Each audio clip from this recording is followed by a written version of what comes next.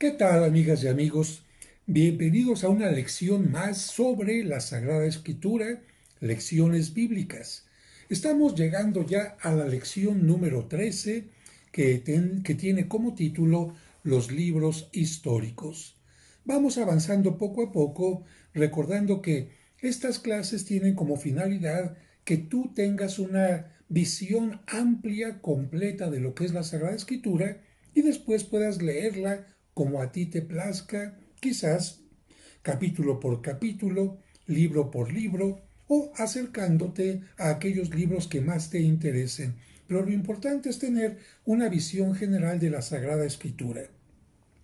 Recuerden, amigos, que me encuentro en la oficina, no en un estudio profesional, y por lo tanto, si escuchamos un claxon, el maullido de un gato, un teléfono, alguna cosa externa a nuestra clase, no le ponemos atención y nosotros continuamos con nuestro tema. Introducción. ¿Qué son los libros históricos?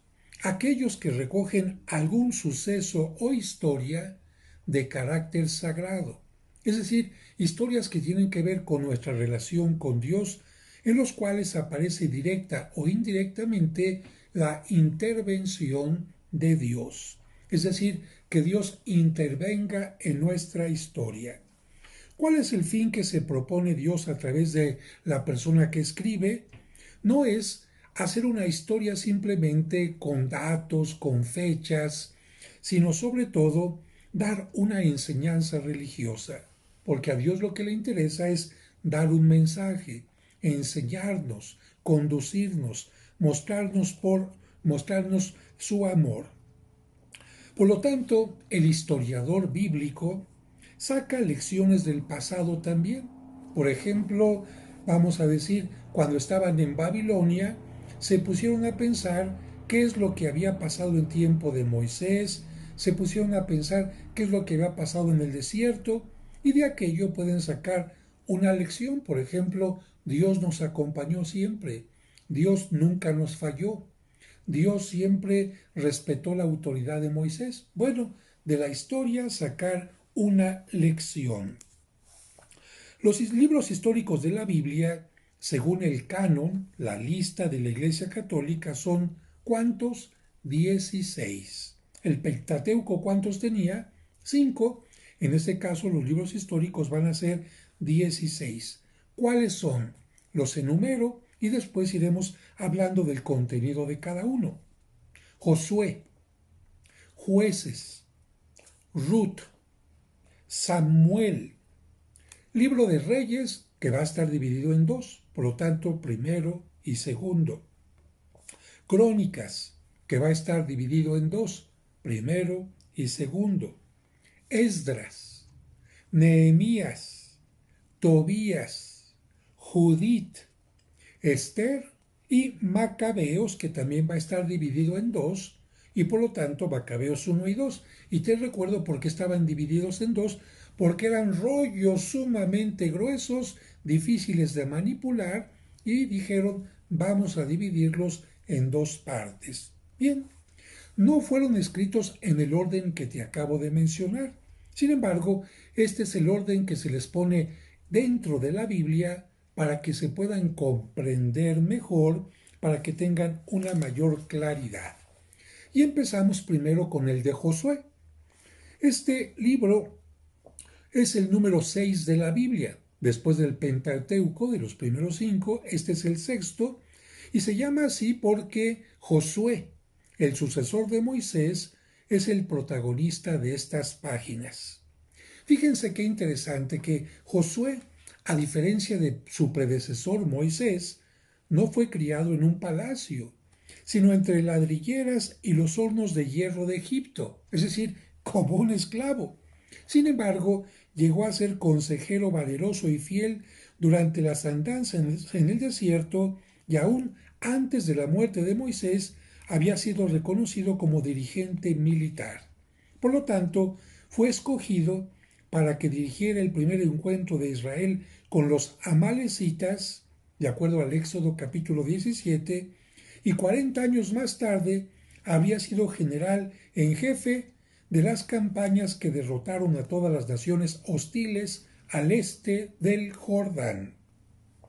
Dicho de otra manera, Josué es el que Moisés, por supuesto, inspirado por Dios, va a continuar con el liderazgo del pueblo cuando entran a la tierra prometida.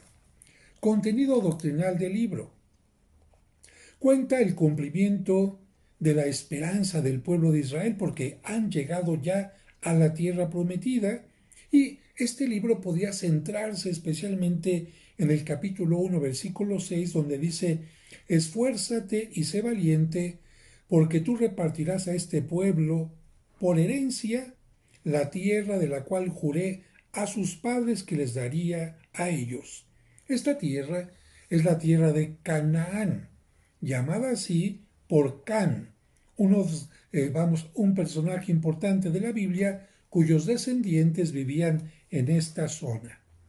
Te he mencionado que cuando el pueblo de Israel cruza el río Jordán y entran a la tierra prometida, no encuentran una tierra vacía, sino es una tierra que está ocupada y por lo tanto tendrán que luchar para conquistarla. ¿Quiénes la ocupaban? Los amorreos, los geteos, los gergeseos, los fereceos, los heveos, los jebuseos y los cananeos, a los cuales se les aplica más estrictamente la palabra de cananeo porque vivían en Canaán. Ellos habitaban junto al mar y junto a la ribera del Jordán. Los cananeos particularmente eran idólatras que adoraban al dios Baal, el dios del sol, que en algún momento va a ser representado con cabeza de cebú y que va a dar origen a la palabra de Baal Zebú o Bel-Zebú. Para llevar adelante la conquista de Canaán se van a realizar 3 campañas, las cuales van a abarcar un tiempo de 7 años. 7 años, 3 campañas para conquistarla. Durante este tiempo, Israel subyugó a 7 naciones, a 31 reyes, cuyos nombres van a aparecer en el capítulo 12.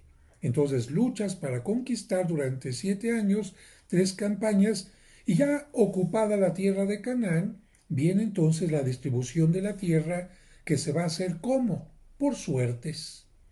Josué va a decir: bien, ya conquistamos esta parte, entonces a ti, tribu de José, te toca esta, tribu de Rubén te toca esta, tribu de Manasés te toca esta, tribu de Leví te toca... Bueno, así es como van a distribuir la tierra prometida y por suertes.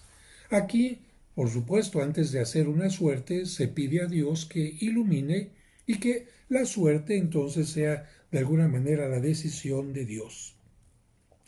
Los capítulos del 15 al 19 hablan especialmente, o tienen mejor dicho, una alta importancia geográfica y también arqueológica.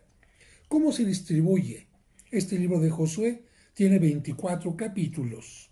La primera parte habla de la conquista de Canaán, el mandato de Josué, el reconocimiento de la tierra, el paso del río Jordán, la ceremonia de la conquista y las 3 campañas militares.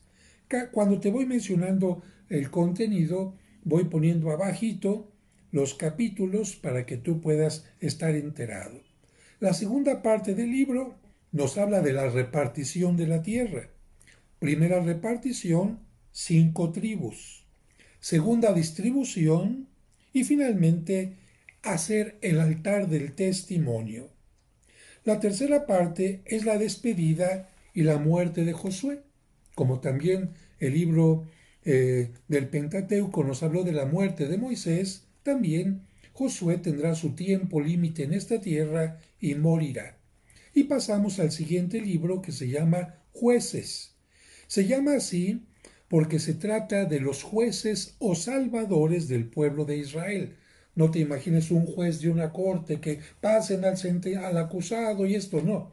Se llama jueces a quienes en un momento determinado van a defender al pueblo, van a dirigir al pueblo, porque después de Josué ya no va a haber alguien designado especialmente por Dios, sino que cada uno va a poder salir, cada uno de los jueces saldrá inspirado por Dios, eso sí, para enfrentar un problema, para enfrentar un reto. Contenido doctrinal.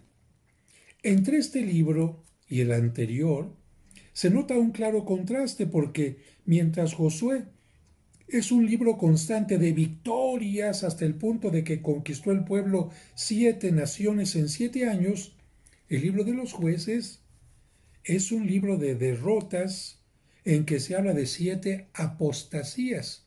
Acuérdate, apostasía significa renegar de la fe. Se habla de 7 opresiones. Van a oprimir al pueblo de Israel. Y de 7 liberaciones. La causa se puede poner en la incredulidad y desobediencia de Israel, que le llevó como un castigo divino a ser esclavo de aquellas naciones a quienes debía haber exterminado totalmente. Bien, acuérdate que hubo una alianza entre Dios y su pueblo. ¿Y qué es lo que pasa cuando el pueblo no cumple con algo? Dios dice, muy bien, ¿quieres hacer las cosas solo? Entonces te dejo solo. ¿Te sientes tan fuerte como para enfrentar las adversidades tú solo? Te dejo. ¿Y cuál es el resultado del libro de jueces? 7 apostasías, 7 opresiones, 7 liberaciones. Pero cuando Israel se arrepiente y se vuelve al Señor, le pide que le salve, y en ese momento Dios hace surgir del pueblo líderes, caudillos, fuertes, valientes, para que lo liberen. En este libro se va a mencionar a 12 jueces o salvadores. De los 12 más importantes, los más importantes van a ser Otoniel, Ahod, Débora, Gedeón, Sansón y Jefté. El libro va a terminar narrando la vergüenza doméstica y la guerra civil en que Israel se vio envuelto a causa de la anarquía, es decir, ya no tuvieron una autoridad a cual obedecer, cada quien quiso hacer lo que se le pegaba la gana, y también a causa de la idolatría que generaron muerte espiritual en el pueblo, generaron apostasía e inmoralidad, estado al cual camina una sociedad que no tiene leyes. Qué interesante esta parte del libro de los jueces. Cuando hay anarquía, cuando ya no se sigue a una persona, cuando hay división, cuando no se respetan las leyes, los pueblos van precisamente a la destrucción. Por eso es importante preguntarnos si nuestros gobernantes buscan la unidad o la división, si permiten que haya una ley, si se castiga a los que cometen algún delito, si se cumplen las leyes de verdad, porque de lo contrario se cae en la inmoralidad y se va a la destrucción. ¿Cómo se distribuye este libro? Tiene 21 capítulos que se van a distribuir en 3 partes. La primera parte, la necesidad de jueces. Necesitamos un líder que ayude al pueblo a caminar adelante. La segunda parte, los 12 jueces, quienes fueron Otoniel, Ahod, Samgar, Débora, Gedeón, Abimelec, que fue un juez apóstata, un mal hombre, Tolá y Yair, Jefté, Ibsán, Elón y Abdón, y finalmente Sansón. De tal manera que estos son los 12 jueces que va a tener el pueblo de Israel, y esto está en la segunda parte de la distribución del libro, y la tercera parte del libro es la crónica de los crímenes de Israel. ¿Qué hizo Israel para enfadar a Dios? Bueno, la idolatría de la tribu de Dan y la tragedia de la tribu de Benjamín. Y pasamos ahora al libro de Ruth, el octavo libro de la Biblia que nos habla precisamente de Ruth, una mujer que no era judía sino de Moab, moabita, que se había casado con un judío. pero lamentablemente se quedó viuda y sin hijos. Y en este caso, ella va a rechazar su pueblo, va a rechazar sus orígenes para cuidar a su suegra que era judía. Y aquí viene algo muy interesante porque esta mujer tan buena va a casarse con un judío y de esta unión entre una moabita y un judío, una mujer que no era judía y un judío, va a venir la descendencia del rey David. Vean, con esto se nos enseña que Dios, aunque ha preparado un pueblo a través de Abraham, Isaac, Jacob, etc., también está abierto a todas aquellas personas que fieles a Él quieran cumplir con su palabra. El contenido doctrinal. La doctrina de este libro, ya lo hemos dicho, el octavo de la Biblia, es algo más que el hecho histórico de que una mujer se quede viuda y se vuelva a casar. Ruth trae también la promesa de un rey que va a venir, el rey David, cuyo reinado justo traerá también fuerza y estabilidad a una nación que, como vimos en el libro de los jueces, había caído en la anarquía y consiguientemente en la esclavitud y en la opresión. Sí, el pueblo necesitaba de alguien que lo unificara y que volviera a hacer que se cumplieran las leyes, y este va a ser precisamente el rey David. Ruth proclama la venida de un hijo mayor de David, un hijo importantísimo, quien no solo va a redimir a Israel, sino que será el salvador de los gentiles, ya que de esa familia nacerá, como lo sabemos todos, Cristo. Mateo es por esto que cita en su genealogía a Ruth y le da el significado especial como uno de los antepasados de nuestro Señor Jesucristo. Simbólicamente, Ruth, la novia no judía, por lo tanto la novia gentil pagana, es imagen de la iglesia, mientras que Booz, el que se casa con ella, el israelita, será símbolo de Cristo.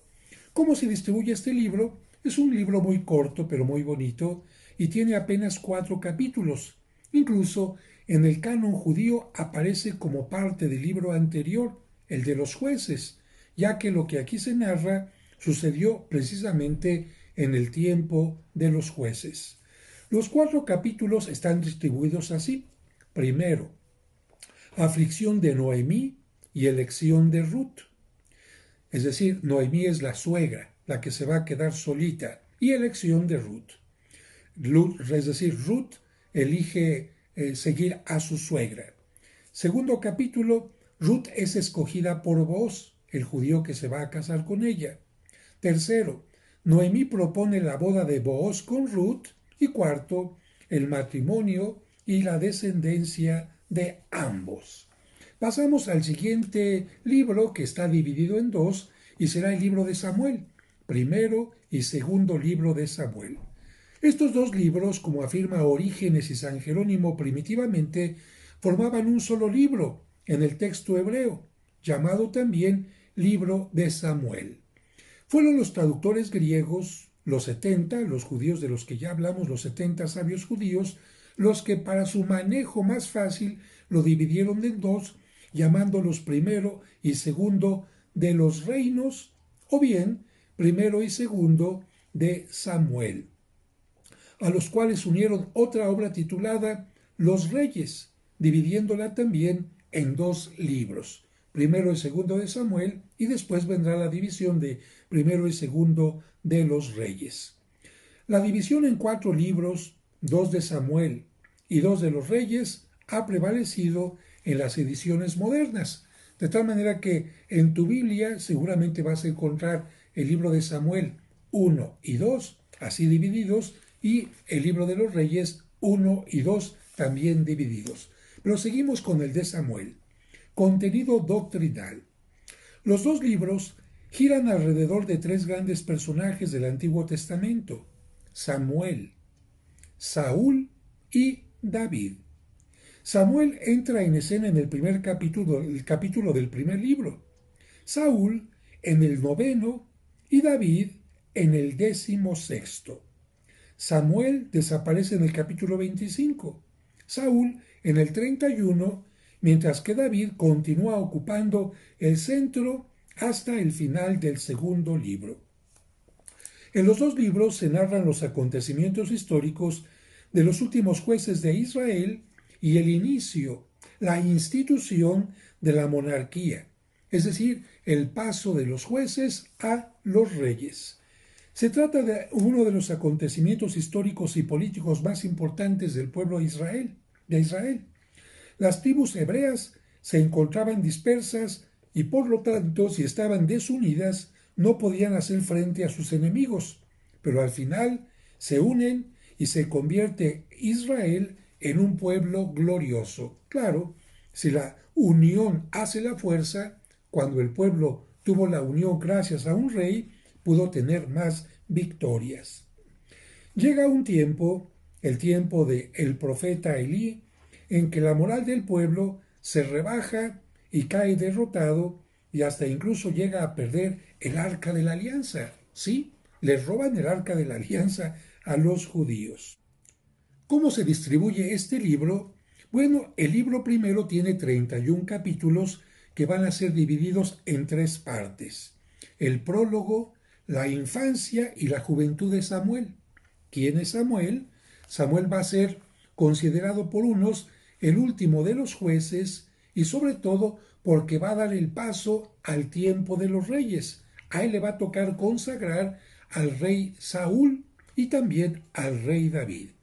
Este hombre no iba a nacer, o mejor dicho, su madre no podía tener hijos y un día se acerca al santuario y empieza a orar tanto que el sacerdote de aquel tiempo, llamado Elí, le dice: vete de aquí, vieja borracha. Pero lo que pasa es que esta mujer estaba haciendo muchísima oración y llamó la atención de aquel sacerdote llamado Elí. Primera parte entonces del libro primero, prólogo, infancia y juventud de Samuel, que incluye el nacimiento y la consagración de Samuel, el cántico de Ana, la mamá de Samuel, y el sacerdote Elí, que se estaba portando bastante mal. Segunda parte, judicatura de Samuel, es decir, cuando Samuel está al frente del pueblo e instituye la realeza, haciendo que el pueblo empiece a tener un rey. Pero vamos por partes. En esta segunda parte, Israel es derrotado por los filisteos. Los filisteos se roban el arca de la alianza y la regresan. Samuel gobierna al pueblo, pero el pueblo dice: queremos un rey, queremos un rey. Y el pueblo recibe la respuesta de Dios cuando cuando Samuel unge al rey Saúl.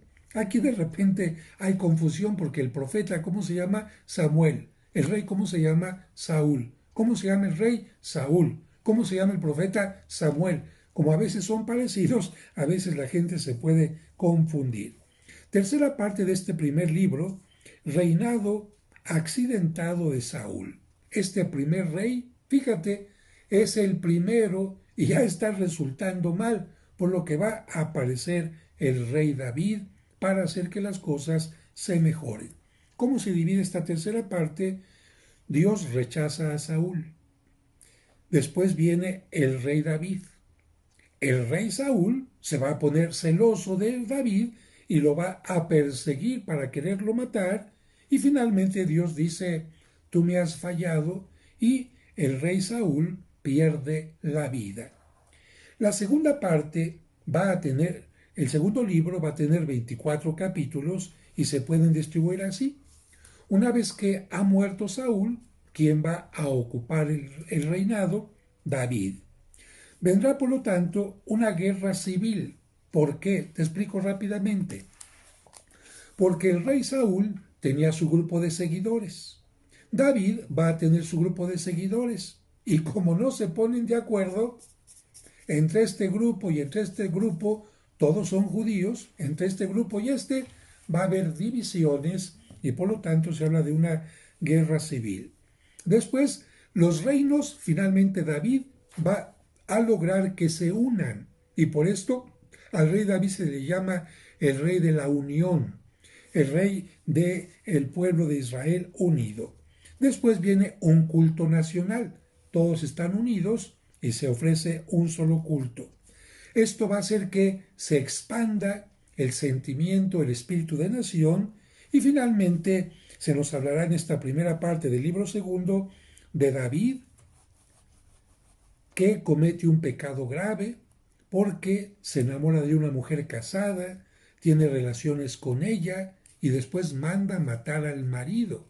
Piensa que nadie lo va a descubrir porque él es el rey, nadie lo vio, pero ¿qué crees? Se va a aparecer el profeta para decirle, David, Dios sabe lo que hiciste y por lo tanto te va a castigar. Y el rey David se arrepiente. Segunda parte de este libro aparece Absalón. Se nos va a contar primero su historia para entender por qué se va a rebelar contra el rey David. Y claro, David al ver que Absalón quiere aniquilarlo, David huye y vendrán después las últimas guerras contra los filisteos y finalmente un himno de acción de gracias de David por haber obtenido el apoyo de parte de Dios. Vamos ahora a el primero y segundo libro de los Reyes. Título.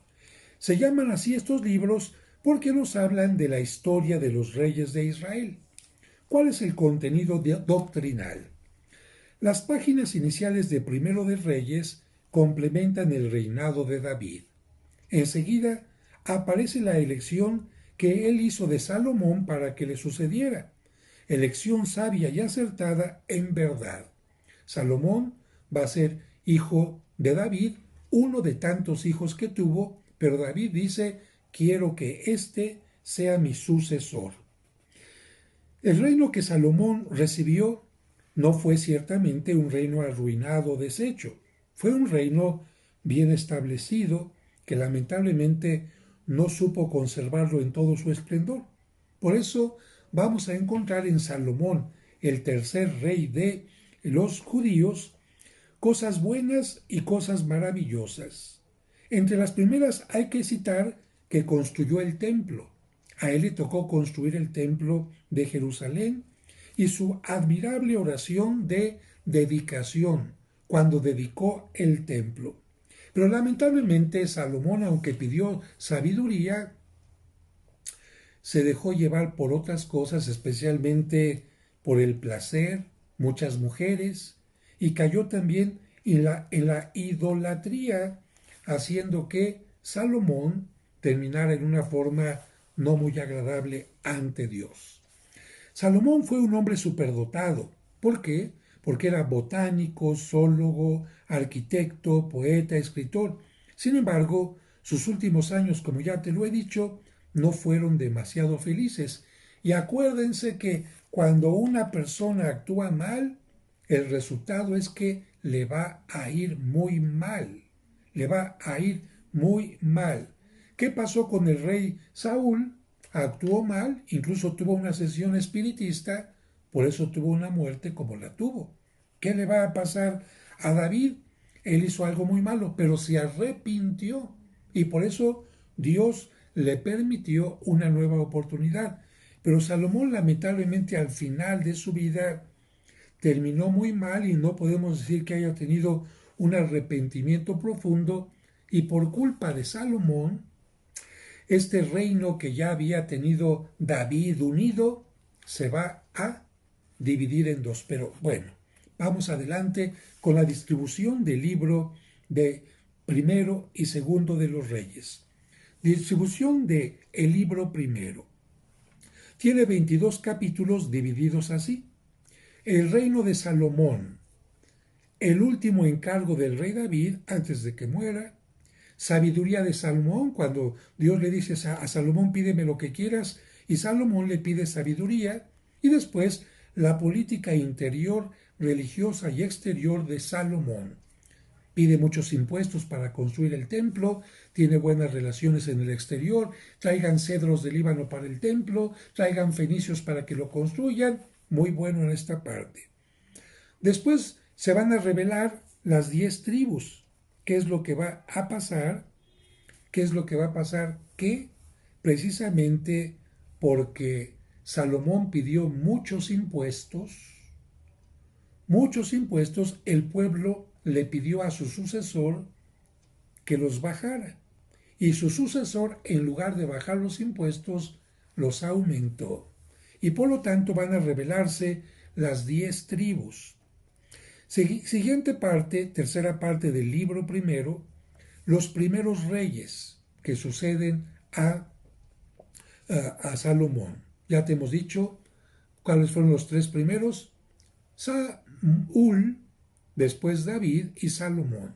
Pero con Salomón se va a dividir el pueblo de Dios en dos: el reino del norte y reino del sur, y cada uno va a tener sus reyes, el reino del norte unos y el reino del sur otros. Y precisamente la tercera parte nos va a hablar de los primeros reyes, y después va a aparecer el profeta Elías, porque estos reyes que siguieron después de Salomón, no hombre, el que no metía la pata, como decimos popularmente, se alejaba de Dios, el que no caía en la idolatría, y por eso, ante un rey que se casa con una mujer pagana, que no solamente lo manipula, sino que este rey le permite que construya altares a otros dioses, este rey permite que los sacerdotes sean maltratados por esta mujer, y por lo tanto la fe en el Dios verdadero vaya en declive. Dios va a hacer que aparezca un profeta, el profeta más grande que se considera en la Sagrada Escritura, no porque haya escrito, sino por lo que hace. Va a ser el profeta Elías. Y después se termina esta primera parte hablándonos de este rey malvado, el rey Acab, o también lo puedes escuchar como Ahab con J.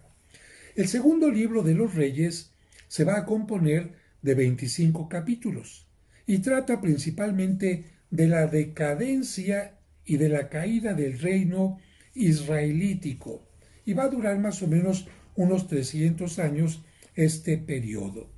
Te explico rápidamente esto de la caída del reino israelítico. A ver, me regreso un poquito. Después de la muerte de Salomón, ¿cómo dijimos que se iba a dividir el pueblo de Israel? En dos partes, el pueblo de Israel así se llamaba. Cuando se divide, se va a llamar reino de Israel solamente la parte del norte, con 10 tribus. Y se va a llamar reino de Judá la parte del sur, con las otras 2 tribus que faltaban, para que sean 12. De esta manera lo entiendes más fácil.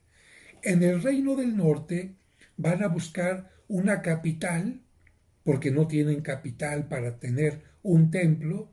En el reino del sur sí lo tienen.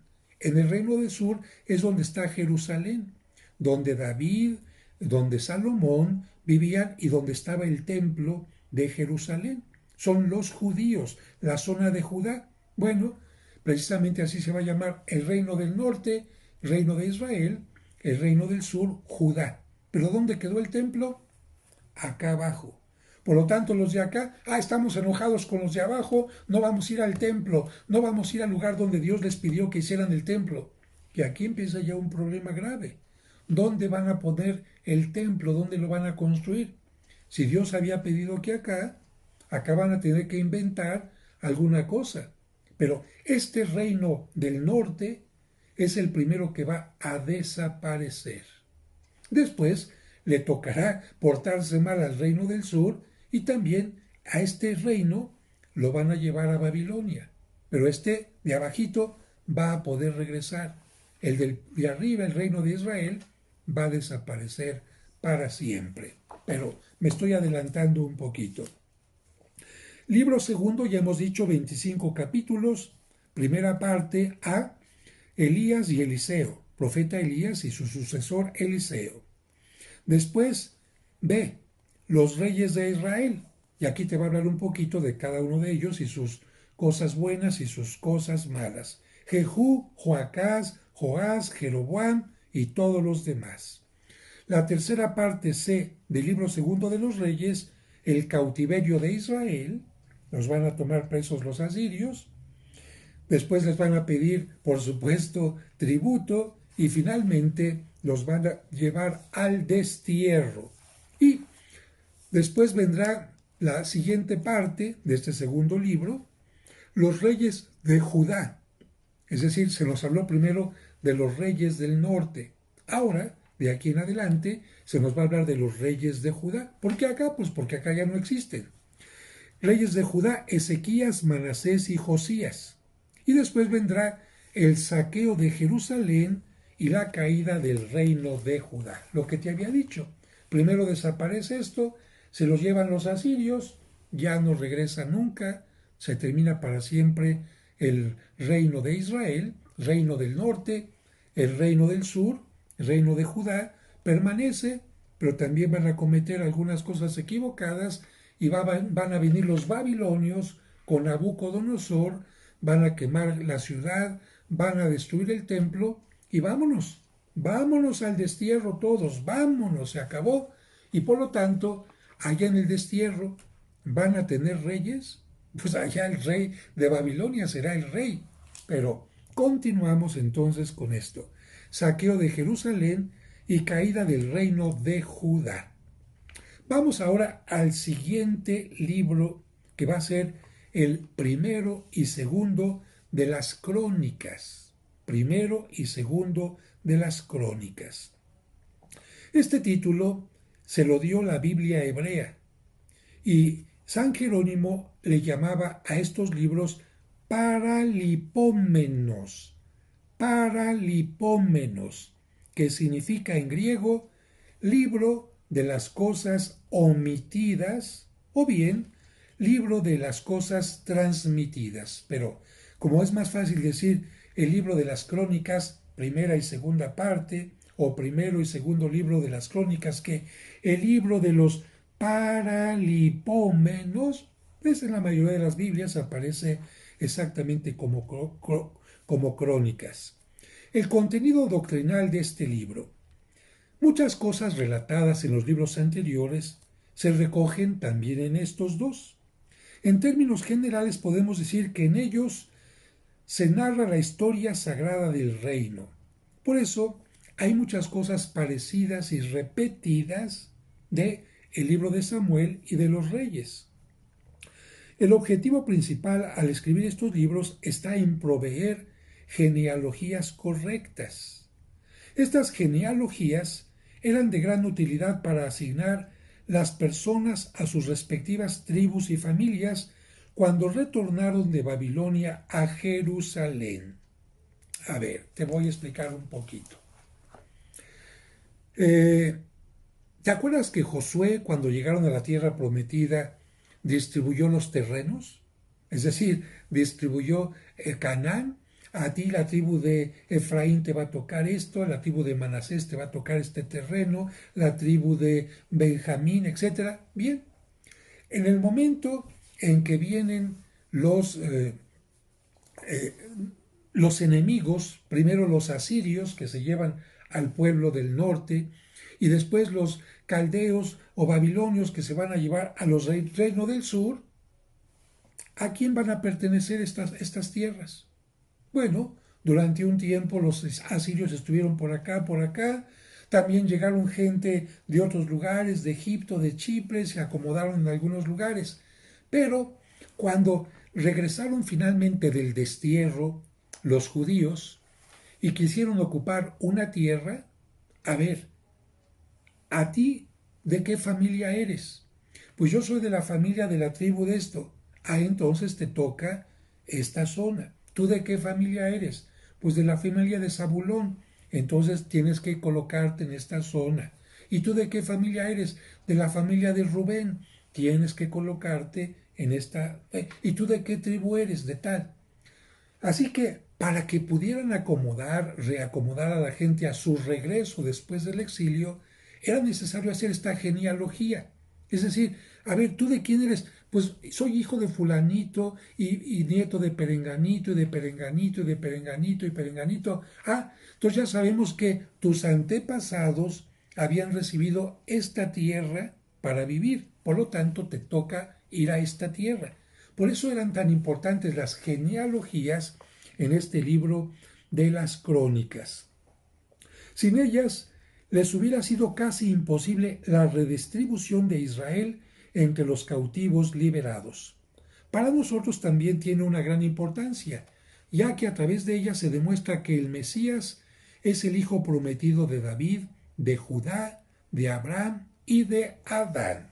Dicho de otra manera, si aquí en este libro pusieron tanto interés en ver de quién descendía tal y tal y tal persona, gracias a este libro podemos entender en los libros que nos hablan de Jesucristo, Jesucristo nació de José, José nació de fulanito, este de perenganito, de perenganito, de perenganito, y así llegamos hasta el rey David. Por eso a Jesús le gritaban Jesús, hijo de David, porque hay una genealogía que lo lleva hasta el rey David. Pero el rey David también va a tener una genealogía que lo va a llevar hasta Abraham, y así sucesivamente.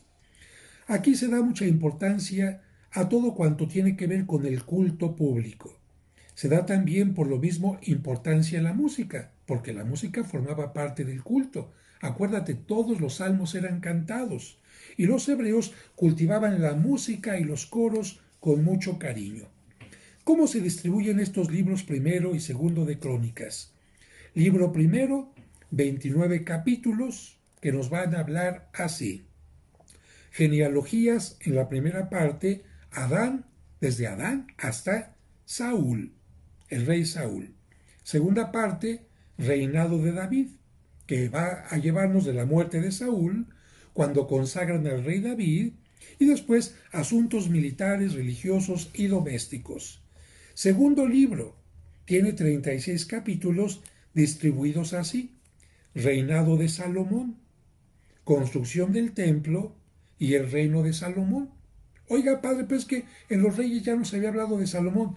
Sí, por eso te estoy diciendo que Crónicas va a repetir también algunas cosas de los libros anteriores. Segunda parte del segundo libro, el reino de Judá. Roboam, Asa, Josafat, son reyes, Joás, Amasías, Usías y Ahaz. Josías y finalmente el cautiverio y la restauración, cuando están hechos cautivos y cuando es restaurado finalmente el pueblo de Israel.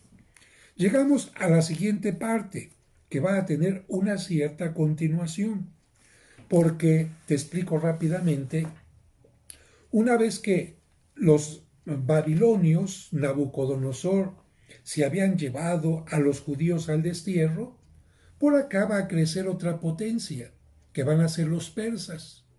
Y se vale luchar contra las grandes potencias y los persas van a llegar, pácatelas, y van a vencer a los babilonios. Y cuando llegan los persas acá, a Babilonia, el rey Ciro, el rey de los persas, le va a decir a los judíos, a ver, ¿ustedes por qué están aquí? Pues es que nos trajeron a la fuerza. Ah, ustedes no forman parte de este reino. No. Ah, entonces no eran fieles a este rey. Pues era la fuerza. Entonces yo les permito que salgan y regresen a su tierra. Y no solamente eso, sino que les doy ayuda económica para que puedan regresar a su tierra, reconstruir su ciudad de Jerusalén y también el templo. Pero estos dos acontecimientos los vamos a encontrar en el siguiente libro, el de Esdras y Nehemías. Nos faltan todavía de los libros históricos precisamente Esdras y Nehemías, Tobías, Judith, Esther, y después de Esther nos faltaría para concluir el libro primero y el segundo de los Macabeos. Y para que esta clase, esta lección número 13, no se alargue, voy a hacer la lección 13A con estos libros que nos faltan. Así que, ¿qué es lo que pasó cuando el pueblo de Israel pudo regresar del destierro? Precisamente Esdras y Nehemías nos esperan. Y yo los espero a ustedes en la siguiente lección. Así que si les gustó la lección, por favor, pónganle like. Si no les gustó, no le pongan nada. Saben que yo hago mi mejor esfuerzo. A veces se me sale una palabra por otra. A veces tengo problemas de labio y no me sale bien la palabra que quiero decir, pero lo importante es que estoy haciendo mi mejor esfuerzo al igual que ustedes, porque estoy seguro que ustedes están haciendo un gran esfuerzo para acercarse y gozar la Sagrada Escritura. Que Dios les bendiga y hasta la siguiente clase, clase 13A de las 20 que vamos a tener.